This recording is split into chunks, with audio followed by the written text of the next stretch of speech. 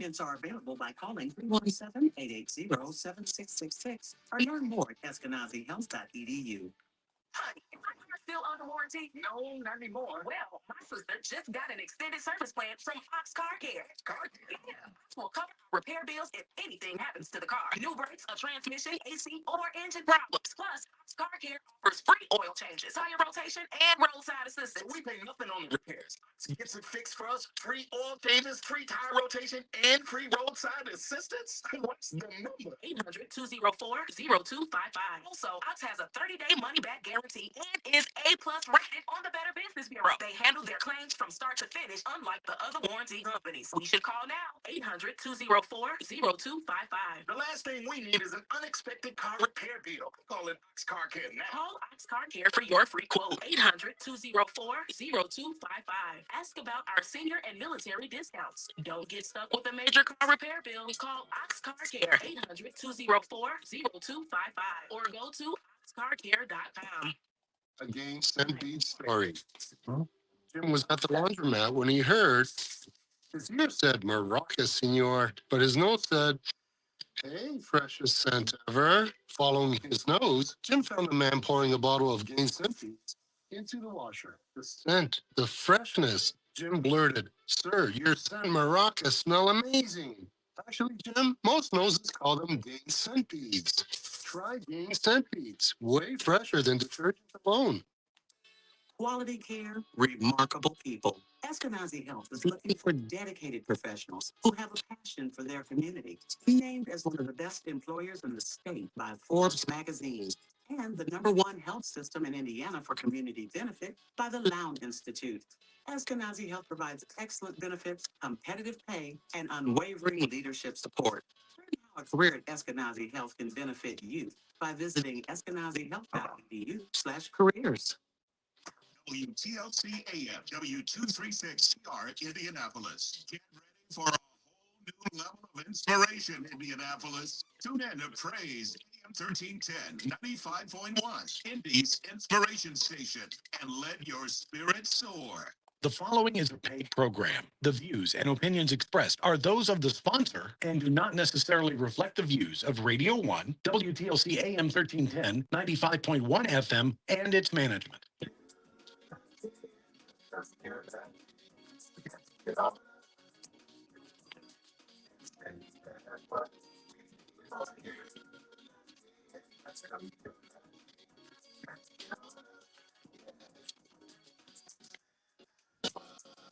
All right. All right. All right. Good afternoon. I think we're on. All right, there we go. All right, good afternoon, everybody. Welcome to Unity in the Community, AM 1310, 95.1, Indy's Inspiration Station. It is a beautiful day, crisp out here in Indianapolis, but it's a beautiful day, and things are swiftly happening all over the city.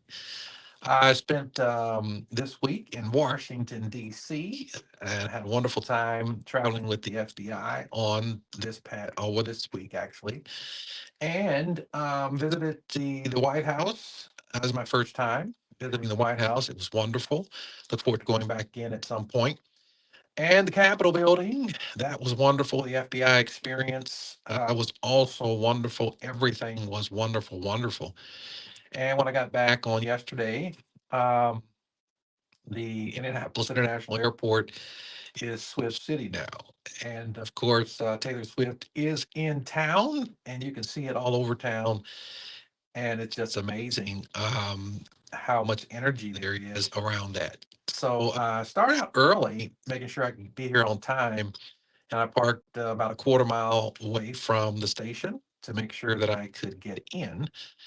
And didn't have much trouble doing that, but it's still kind of early. So if you're coming downtown to vote, make sure you do that as early as possible. I've been looking out the window here from the MS Studios, and the traffic is beginning to build up just a little bit.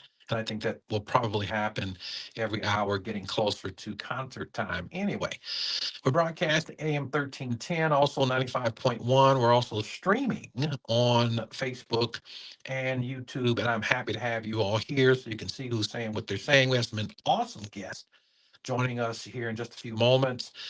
So you don't want to miss everything that's happening here. I want to pray for you real quick. Father, we thank you for our city. We thank you for all that you have done. We pray that you would continue to bless Indianapolis. Your word says we're all to work for the peace of the city. When the city has peace, we will all have peace. Thank you for the assignment that you have given each and every one of us. And we praise you in Jesus' name. Amen. Let's get right to it.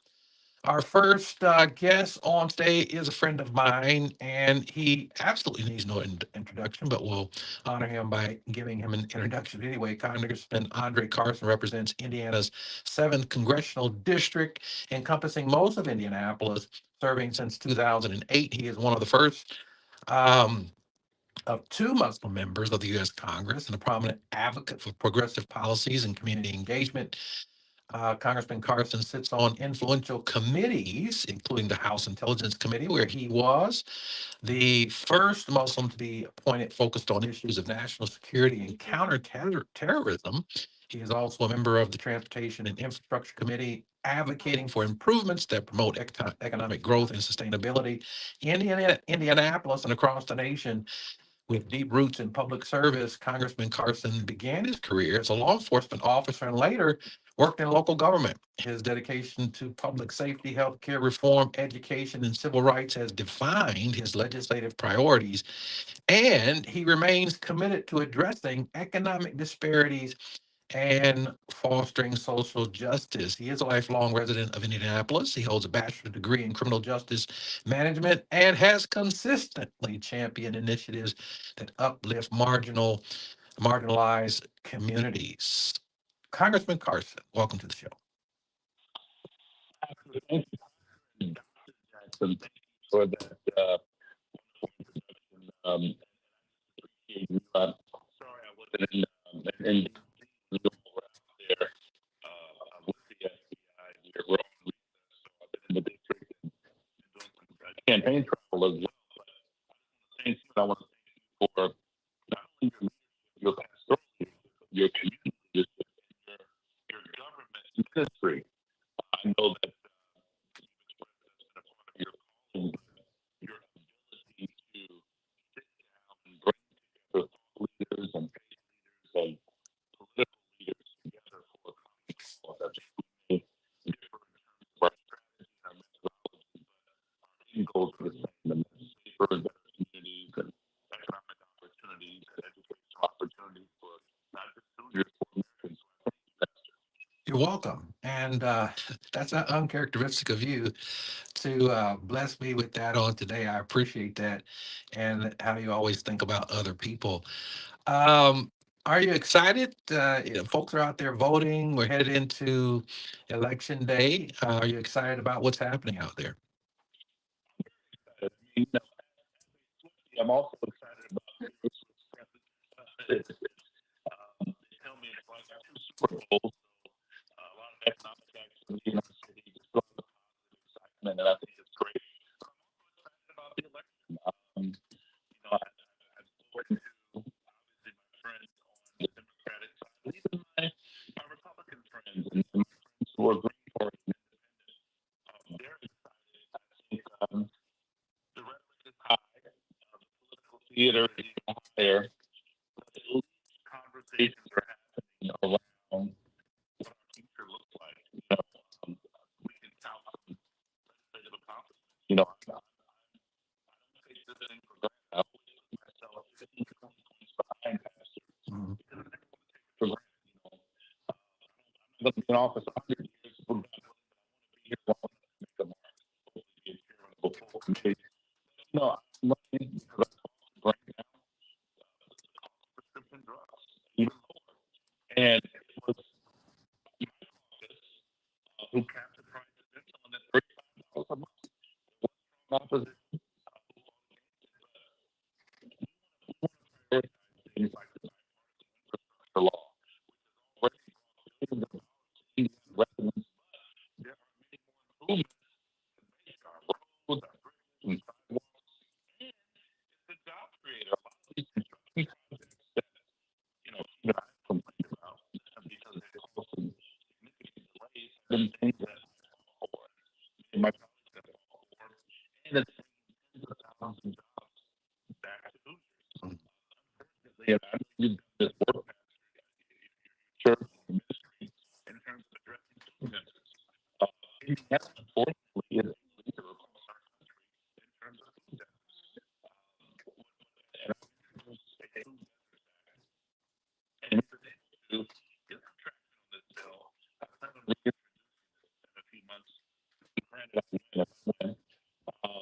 And we want to address, those who are on SNAP or with annual programs. But we have found, and I'm sure you've dealt with this with strict many folks, because they don't have transportation, they don't have readily access to a traditional grocery store, so they have to rely on a gas station or maybe even a truck stop. And we know they don't have the best options in terms of food choices, and oftentimes the markup is twice or double, triple the amount. And those are the things that we want to do. We've been able to bring back over $18 million from local organizations and NGOs and nonprofits for community funding projects to youth services, workforce development, public safety, ego funding, and much more. And very hard activity with yourself, folks like Elmer Rudd, Pastor Moore, and others to bring funding back for electric vehicle infrastructure in disadvantaged neighborhoods to ensure, particularly the Black community, isn't left behind on these infrastructure changes. We've already gotten committed by the big three automakers to have at least 80 to 90%. I know, Pastor, you're a car guy like me. Mhm. To have at least 80 to 90% of their vehicle fleet electric by 2035. And so that infrastructure is going to change, and we just don't want our friends in the rural parts of the state to benefit. We want folks in Brentwood, folks in Hallville, folks in my old neighborhood, Dodge City, to benefit by electric vehicle infrastructure. So those are some of the things we've been working on. And as someone who sits on the House Republican Committee, I'm the ranking member on the CIA subcommittee.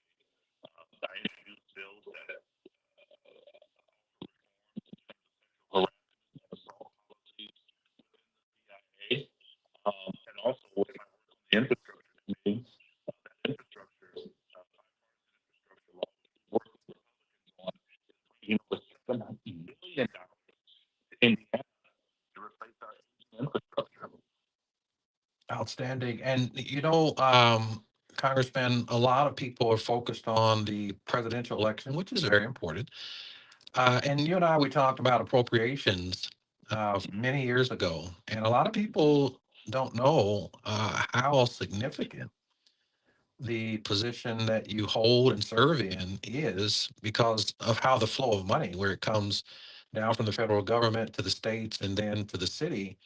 And you talked about the appropriations in the past and the things that you have done. And while I was at the Capitol building, I walked past a room, and at the top it had appropriation or something about committee or something like that.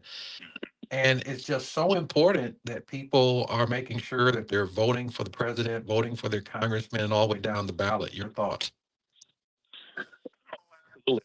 The presidential race is, the most notable one, but I think arguably some of the more impactful ones began locally.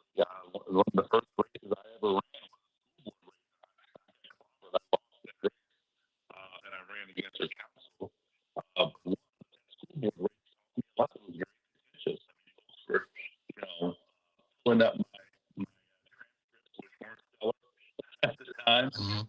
But I learned a valuable lesson in that, and that is people care about the kinds of politics that impact them directly. School board races are critically important. Council races are critically important. Mayor's races are important. State house races are important.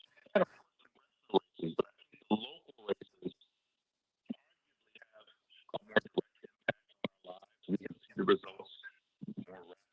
Congress is slower because it's more deliberative, because you have 435 folks on the House side, 100 on the Senate side, and you have that many egos and that many regional concerns, district concerns, personalities, and issues that are specific to regions. A lot of my colleagues are fighting for issues that impact ports.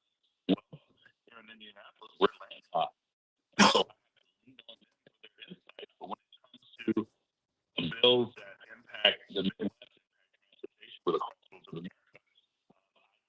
That experience, and so a little bit of appropriations. Obviously, the state house has committee that deal with appropriations as well as Congress, and those are the committees specifically that determine how much money goes to which district, which state, and it requires relationship building. It requires having seniority.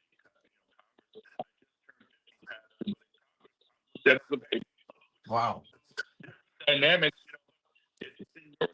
It's critically important. And as I'm getting older, I'm having a deeper appreciation of baby boomers. I love my Gen X family. I love millennials and I love millennials and millennials all the time.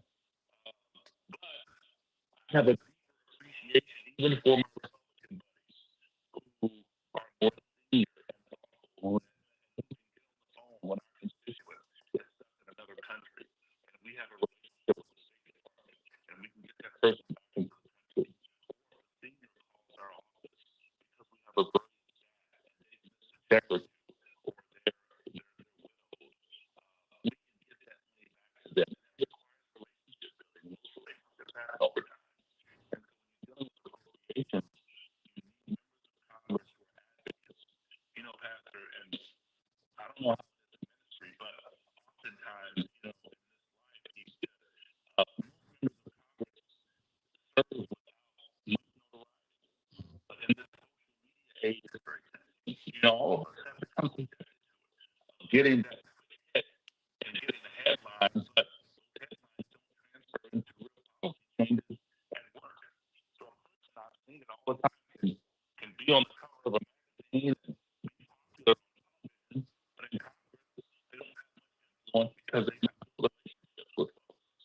And they may be so polarizing that they can't reach across the aisle and call a Republican colleague or a Democratic colleague or whomever and say, hey, I really need your help on this bill because this bill is going to affect your constituents as well. For example, the Inflation Reduction Act, which tries to lower the deficit. I am a progressive, but I'm also a member of the New Dem Caucus, and we tend to be very thoughtful as it relates to economic policies, energy policies.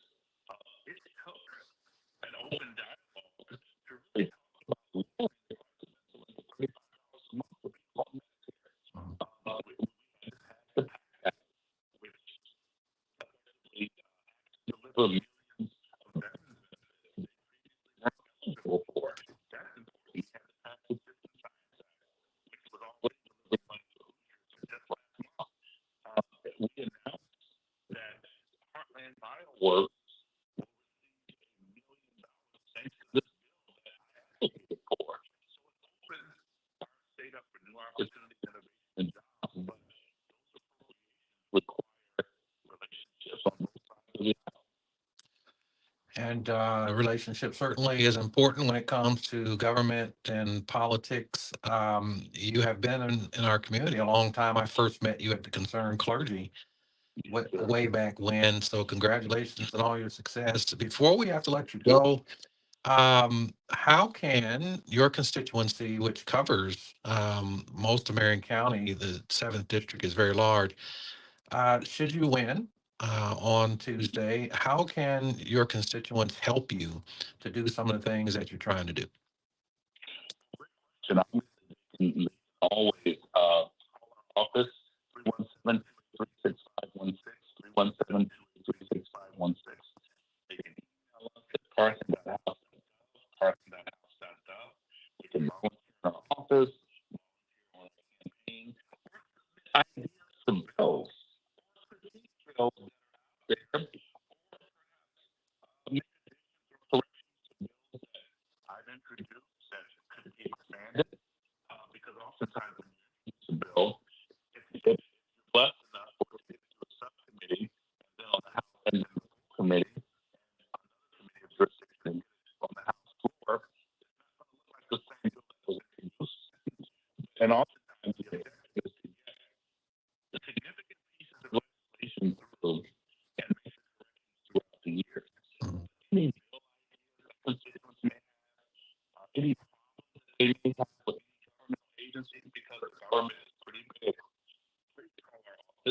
And even, we get calls all the time about potholes. And I don't have jurisdiction over potholes. Times about all the time about jobs. Direct impact on jobs except for the money we bring to create jobs. But a way to remedy that is we host an annual job fair, every Right. and we get a commitment from companies, Pastor, that a significant portion of the companies who are represented hire so-called experts. Earlier part of the year, we have a youth jobs fair as well. And they all aspects. We have our local leaders, stakeholders, and employers who show up for us. But it takes community building, and that community building requires coalition building. It's a job that I take very seriously. I see myself serving with honor and dignity. I put my own life on it as a failed artist and rapper, pastor. But I just want to commend you for even some days when I wake up and I feel like I don't want to bang the weight to hit the gym. I see you on there sweating. I say, let me get in here and knock it out. And even during your academic journey, you inspired me. I mean, congratulations. Thank you. That's you. That's major. I think we're both you along. And, Yeah. I just appreciate not only your powerful preaching, but the way you relate to those who follow you who are inspired by you. You make it so digestible, and it's not as intimidating, and it's, oh, wow, that's pretty cool, the word, and it's on your face, but he does it with love, and I think it's time for approach that is so freedom and necessary. So, thank you, Pastor. You're welcome, and thank you, Congressman Carson. All the best to you headed up to Election Day. And anytime you need me, reach out, and certainly I'll do the same with you. All right. You're welcome.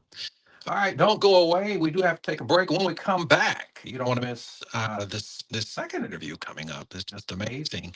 President of the Chicago Urban League, President and CEO Karen Freeman Wilson, is ready and waiting. So don't go away. We'll be back after these messages. November 5th is right around the corner, Indiana. It's time to make a difference. We have the power to make a real change. Don't sit back. Get out and make your one vote count. Key issues in every election increasingly relate to your day-to-day life. Stand up for your beliefs and values. And on November 5th, get out and vote. Not happy about the current state of affairs in our country? Well, why don't you do something about it? Use your voice and take a stand. Get out and vote on November 5th. Exercise your right to participate in the political process. Get out and vote on November 5th and stand up for what you believe in. Remember, there's power in numbers. We can impact outcomes and change the debate. Take a stance and get out and vote on November 5th. Voting is one of our most important rights as citizens in the U.S. It's now our turn to stand up and vote to preserve this right and to honor those who came before us. Get out and vote on November 5th.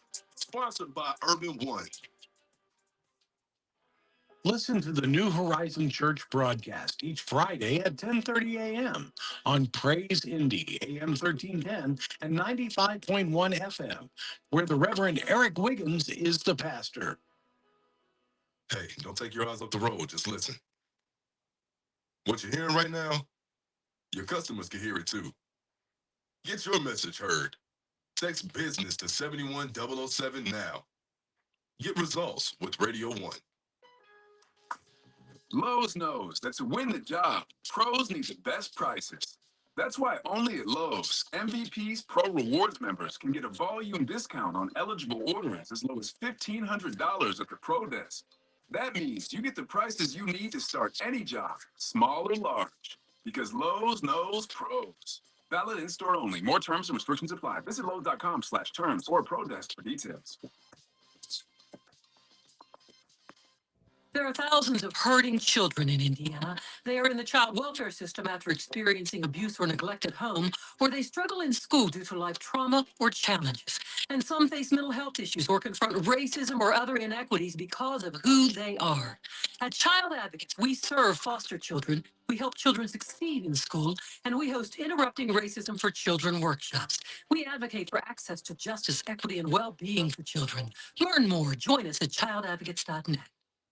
Here is Jiffy Lube of Indiana's COO, Lonnie Hinkle. Lots of Hoosiers belong to unlimited car wash programs because they want their car to look great. At Jiffy Lube, we're here to help you make sure your car runs great. So to help take care of your car inside and out, Jiffy Lube is offering everyone who belongs to a monthly car wash program a $20 discount and a free tire rotation from now through the end of the year. Just point out your car wash sticker and we'll do the rest. My Jiffy Lube teams are maintenance experts. Our computer system provides all of the manufacturer's maintenance recommendations for every make and model of vehicle, so we know exactly what every car needs to operate at its best. Jiffy Lube is your trusted one-stop shop for all that your car needs to run well for many years. You never need an appointment, and we now offer brakes, tires, tune-ups, and minor repairs at most stores. So stop in on your way to the car wash, save $20, plus get a free tire rotation just for belonging to a monthly car wash program.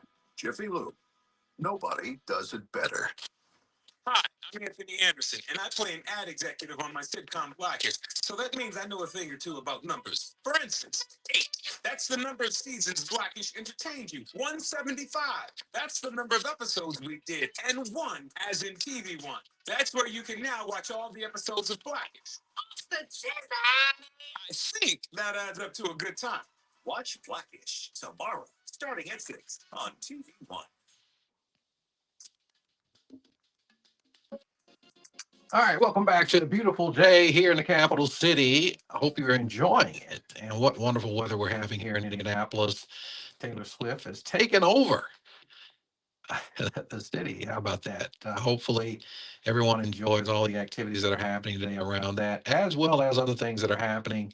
It's also No Shave November, which emphasizes men's health, making sure that men are taking care of themselves and availing themselves to all the wonderful things, pre-screenings, health screenings, different things like that.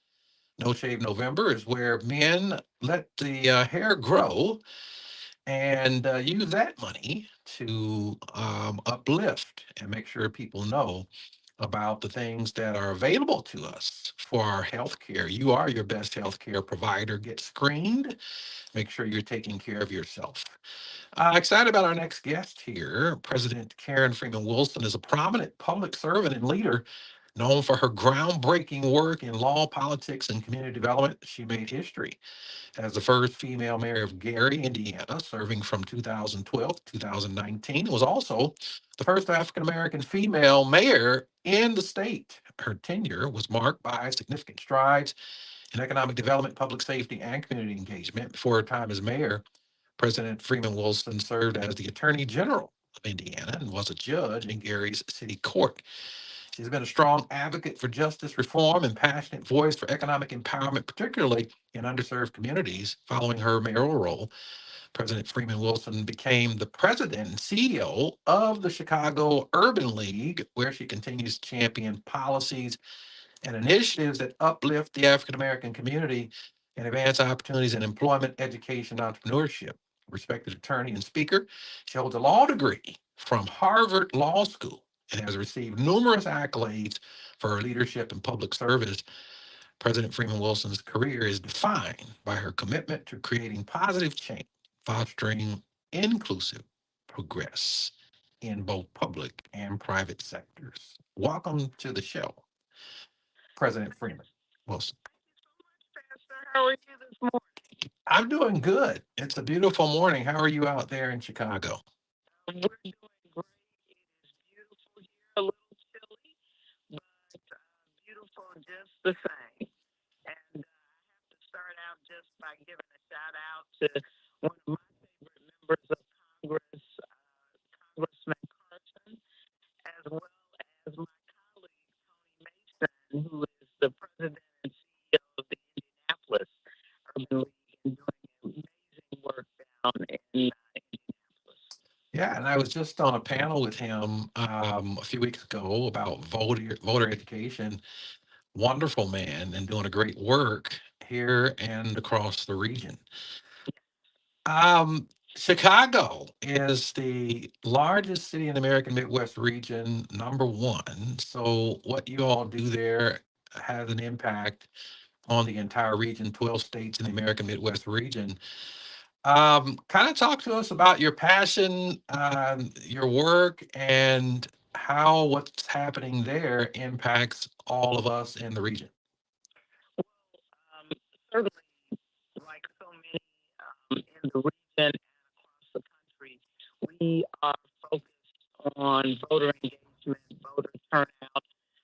On Wednesday, we had an amazing statewide forum that just was centered around voter education about Project 2025 and just shared facts because, of course, the Urban League is nonpartisan, but we want to make sure that when our voters go to the polls on election day, this coming Tuesday, and any other election day that there is, that they have the information. And so we have people tuning in from as far as Mississippi to learn about Project 2025. We talked about the healthcare aspects of it. We talked about the economic aspects of it, and we talked about the educational aspects of Project 2025. And then the day before, we released a community or a publication that our research and policy division did that talked about reparations. And the research was community-driven research. We had community researchers. We had a number of focus groups involving folks from the community. And while there are many who say that the best way to approach reparations is to make it global, make it a community approach, the title of our publication after the community weighed in, after we heard from members of the community, was that reparations are for individuals. So those were two of the major things that we worked on this week. We had an expungement forum on Thursday. Every week at the Chicago Urban League, there is something going on that doesn't just pertain to the Chicagoland area, but it pertains to all of our region, in many instances, all of the U.S. Absolutely. And, it's amazing. You talked about the reparations, of course, Project 2025 by the Heritage Foundation and all that's interest in that because, of course, back in the Ronald Reagan years when he did win, about 60%, as I understand it, of the policies that were put forth by the Heritage Foundation became policy. So that is a very significant thing to be on the lookout for. When I was in Washington, D.C., and you struck a nerve with me on the reparations, and I want to know more about the things that you all put out and your work on that. When I was in Washington, D.C. this week, we took a tour of the Capitol building. And some of the rooms that we went into, the tour guide said, well, if you look up into the ceiling, and it was just beautiful when you looked up into the ceiling, the artwork there. And she pointed out that the plant that was adorned in the ceiling was a tobacco plant. And I was surprised that a lot of people didn't know that. And then I said, well, I asked the guy, and I said, well, why did they do that? Why would you put the symbol of a tobacco plant in the ceiling. And she said, well, I'm not sure, but I think it had something to do with economy. So I said, well, I've got to look this up. And I found out that the tobacco plant was a sign of wealth, prosperity, and dominance, and that it allowed America to gain its financial independence, and that it also financed colonial states. You talked about infrastructure, tobacco revenues helped pay for that. And my next question was, you're gonna beat me to it. Well, how did you harvest it and how did you plant it? And 246 years of free labor, African slaves, indentured servants. And I have been excited since the other day, which I think we went to see the Capitol building on Wednesday, or maybe it was Thursday, but I'm on the path here. Now I'm talking to you, and you're talking about reparations. Absolutely.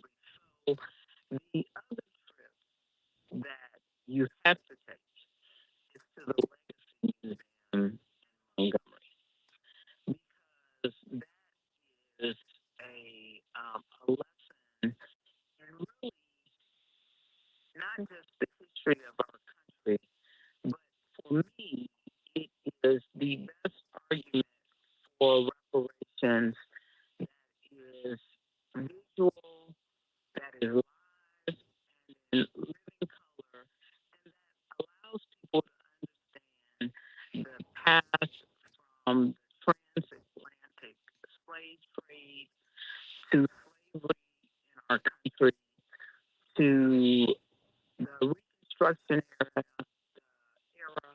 the lynching era, the Jim Crow era, the Civil Rights era, and then the post-Civil Rights era, where we have literally seen the nexus between slavery and mass incarceration. And if you look at the violence that was used to get the slaves from Africa to America, the violence that was used to keep us enslaved as people, and then the violence that was used to resist the end of slavery, and that was used to even enforce the progress of the free slaves. And that violence, coupled with legislation, coupled with the fear that was instilled in people who wanted to exercise the newly gained right to vote, and the real institutional development of the inferiority of black people, then there is no doubt that the laws that were created, that even the practices, when those laws were reversed, the court cases that occurred had a role in subordinating black folks and limiting their achievements and progress. And so anytime you have something that is that broken, you have to fix it. And that's what reparations is in a nutshell. It's fixing a series of institutions that were so broken that they were made and reinforced to subordinate a whole race of people for no reason other than the fact that people made up in their mind that we were inferior to the white race. And that is so amazing. And you speak so well about this and your knowledge. There is a House bill, HR 40, and they have not been able to get that to pass yet. How can, and as a pastor, of course, I had a tremendous revelation on Thursday about this, and I ended up going back to my hotel, sat down. So it was so nice in Washington, D.C. this week. And I sat, It and, was beautiful. yeah, it was. And there was a lady sitting next to me, was on her way out with her luggage. And it turns out she is a expert in reparations. And I'm thinking, I just come from the Capitol building. I just had this revelation, and I was sitting here talking to a lady who is expert in reparations. Then today, talking to you about the same thing. Would you, if they could get that bill passed and formulate the committee, would that be something you would work on or would be interested in? The late Sheila Jackson Lee introduced HR 40, and there have been so many efforts to get that not only heard but passed and signed into law. And should there be a Harris victory, should there be an opportunity to pass and sign into law that legislation, I would absolutely want to be a part of that work. One of the things that we understand, and there are many statewide efforts. Illinois has a reparations commission. California, New York both have commissions. The mayor of Chicago has just created a task force. And while those efforts, we saw in Evanston, even a reparations initiative developed around housing, all of those initiatives are laudable. But one of the things we understand, in order for there to be an equitable movement on behalf of reparations, there needs to be federal movement, federal action. And, while there is this debate in the historical community that has been really promoting reparations for decades about whether it's an individual check or whether it's programming that benefits the race of people. I don't think it's either or. I think it's both and. And I think that in order to really pursue that, you need the equity that comes out of federal government action, meaning that, you don't want to see people in Indiana treated differently from people in Illinois, or people in New York treated differently from people in Maine. And if you leave it to the states, as is often being espoused by certain individuals and certain parties, then you get an equitable treatment around reparations. And so I think that HR 40 is just the beginning, because that provides the platform to study, to develop a plan. But I would say that, a tax credit has to be involved in that process. I would also say that programs, benefits in some of the federal programs, either around housing and around business development, around employment, all of those things, I think, should play into meaningful reparations for Black people in this country. All right, President, the Urban League Chicago, President Karen Freeman Wilson, if you could hold on just a second, we got to take a quick break. I hope you can stay with us. When we come back, y'all, I'm in agreement with what my sister is saying. And if you all ever get a chance, check out Dr. Martin Luther King's speech called Here and Now. We'll be back after this.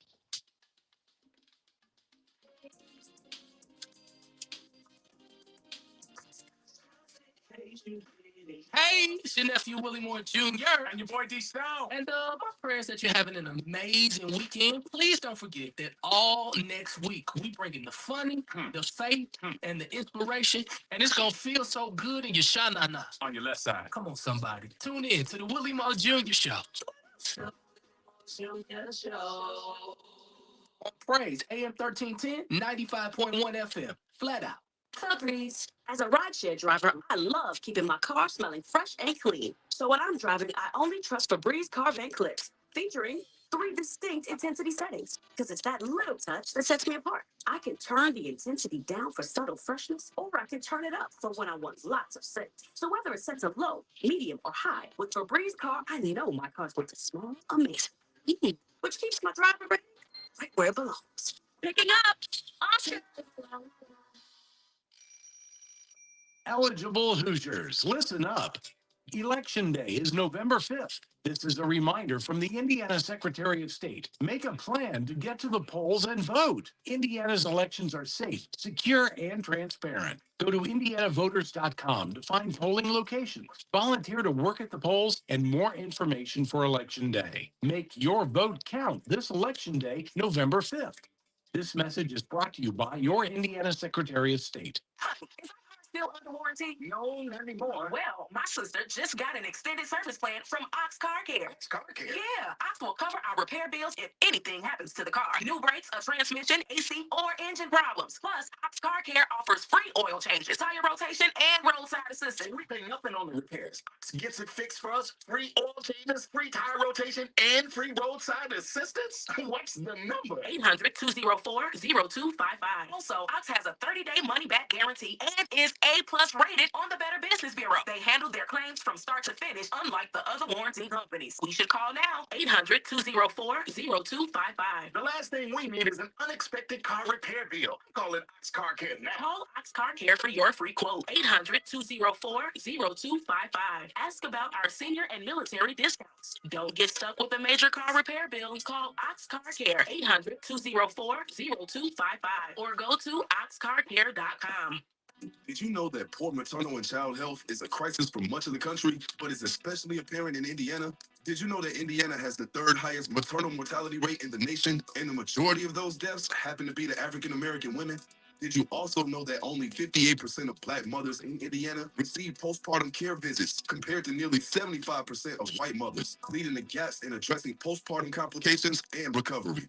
Please attend the Indianapolis Urban League's Maternal and Child Health Convening on Wednesday, November 6th from 10 a.m. to 2 p.m. and join medical professionals and others with lived experiences from across Central Indiana to learn more about mortality rates and other maternal and child health disparities, including postpartum depression, breastfeeding challenges, and more. Breakfast and lunch will be served at this free event, so please register online at indplsul.org to reserve your seat. Call 317-693-7603 for more information. That's 317-693-7603. Become empowered and change your life at the Indianapolis Urban League.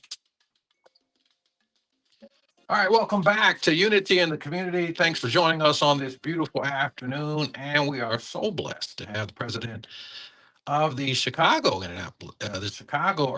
Urban League, President Karen Freeman Wilson, is here with us. And thank you for taking out time to share with us on this afternoon. Well, thank you for having me. It's a true honor. You know, we kind of got to really talking about the reparations. One of the questions I had when I was in DC, has America ever done reparations before? And America is not foreign to that. Your thoughts? That is absolutely right. For those who were in the Japanese internment, the prison during the World War, they provided reparations, and while they considered it for those who were victims of the Tulsa massacres, that has not been granted. But as you say, Pastor, America is not foreign to the concept of reparations.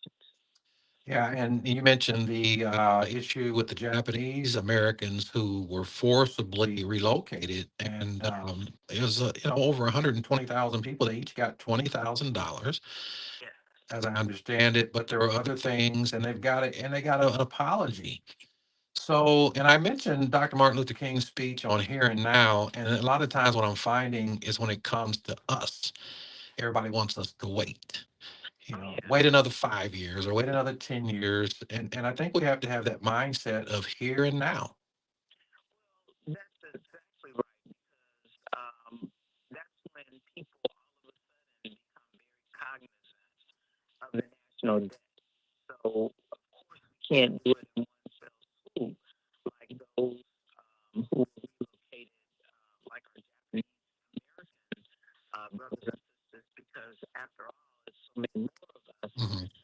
and the time frame was so long that you would really have to, and then they want to make this nexus. You have to prove that your mother's mother's mother's mother or father's that you are a direct descendant of slaves, and know, it's not just slavery, but it's everything that grows out of and grew out of the enslavement of black people. I mean, Jim Crow is a cause, a standalone cause for reparations. The lynching movement is a standalone cause for reparations. There was a wholesale relegation of black people that was not only enforced by law, but federal, state, and local agencies. And in enforcing that, it advantaged others.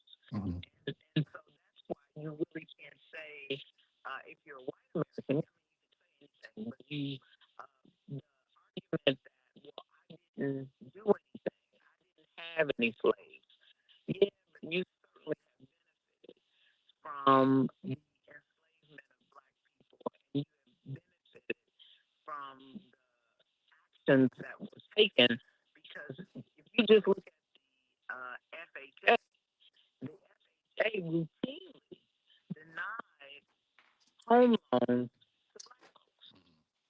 However, the FHA routinely allowed white people not in the middle class to gain a home and ultimately find themselves in the middle class, able to pass that asset on to their children and able to finance their educations, their business dreams, all of those things came out of one act of a federal agency that ultimately resulted not just in an inequity in home ownership, which we still see today, but also redlining and all of the things that grew out of redlining in cities like Chicago, Indianapolis, Gary, Fort Wayne, and many other cities across this country. And you're absolutely right. And, sometimes people have a problem with the word reparations. And I think that when people really understand what that word means, I think you kind of come around. And I would hope that pastors, broadcasters, politicians, Black civic leaders all over the country would get the same revelation I did. Certainly, I was aware of reparations, but I did not delve into it as much as I have over the past couple of days. And of course, we're talking about it today. And I think that it's good for us to talk about it because there's a lot of things that could happen should we move this ball down the field. Absolutely. And in its simplest form, you really just have to think about reparations from the root word, which is repair. And if you don't think there's anything to repair, then of course you should be against reparations. But if you look at the history of our country and what has been done and what has not been done, then you have to think there is something that warrants repair. And hence, that is why reparations, I think, is appropriate for black people in this country. Well said. And when you're heading that community or the committee, or at least when you're up there somewhere at the top leading that, remember James Jackson, because I am in hot pursuit of this now. What I saw at the Capitol, and then I went outside, and I think that those giant stone pillars that at the top, those are tobacco leaves and the tobacco symbol at the top of those. And none of that would have existed without Black Americans and indentured servants. Without the labor of slaves and so much of our country, if not most of it, would not exist, or certainly would not have seen the accelerated growth Right. that we saw during the early 1700s and That part. Well, I hope to have you back, and maybe we'll have a panel on this issue and others. I've enjoyed talking with you. Thanks for being with us today. so much. And it's been an honor to talk to you, Pastor Jackson. I follow your work, and I know that you are an incredible advocate for our community. Thank you so much. Enjoy the rest of your day. Okay, you take care now. All right. All right, y'all. If I look a little scraggly, it's because it's no shave November. So I'm not shaving for the whole month. We'll see how that goes. Thank you for being with us. Always a pleasure and a wonderful opportunity to talk with you. Those of you who are streaming, as well as those of you who are listening, for all of us here at Indy's Inspiration, we like you. We love you, and you make us smile. Have a great day.